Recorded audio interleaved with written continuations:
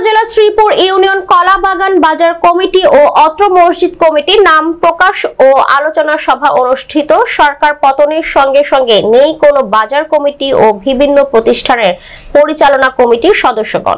তারই আলোকে ব্যবসায়ীদের সুবিধার্থে ও বাজার নিয়ন্ত্রণের লক্ষ্যে মঙ্গলবার রাতে চৌদ্দগ্রাম উপজেলা শ্রীপুর ইউনিয়ন কলাবাগান বাজার ও অত্র বাজার স্থল জামে মসজিদ পরিচালনা কমিটির নাম প্রকাশ করা হয়।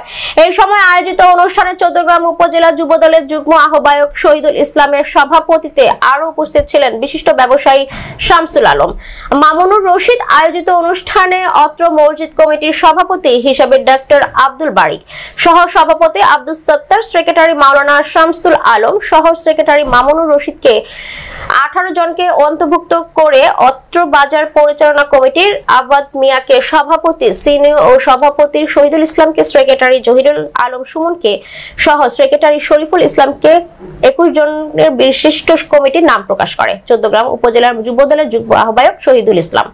এই সময় আয়োজিত অনুষ্ঠানটি সঞ্চালনা করেন মাওলানা রবিউল হোসেন। এই সময় বক্তারা বক্তব্য উল্লেখ করে বলেন, সরকার পতনের সঙ্গে সঙ্গে হারিয়ে গেছে বাজার কমিটি ও মসজিদ কমিটির নেতৃবৃন্দ।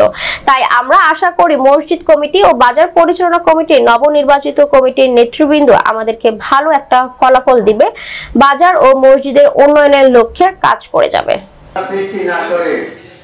অনেকের নাম দেওয়া হয় নাই, অনেকের নাম দেওয়া হয়েছে। হিসাবে নাম এসেছে শফিকুল ইসলাম, শফিকুর রহমান, রামচন্দ্রপুর নিবাসী। এখানে সহসভাপতি হিসাবে নাম এসেছে আব্দুল ছোবান। একতাবদ্ধ হয়ে এই বাজারকে, এই এলাকার যারা আছে এমনকি জামাতের যারা দায়িত্বশীল পালন করেন তাদের প্রতি সম্মান রেখে ভূমিকা বেশি বড় করলে অনেকে বিরক্ত হয়ে যায়। তো এই জন্য বলি আমাদের এটা সমস্যা করা হয়েছে এখন। আসসালামু আলাইকুম ওয়া রাহমাতুল্লাহি ওয়া বারাকাতুহু। ইন্না সালাতি ওয়া নুসুক। আজকে যে আমাদের কলাবাগান প্রতিষ্ঠা লগ্ন থেকে যেভাবে কমিটি হয়ে আসছে, আমরা সাদরে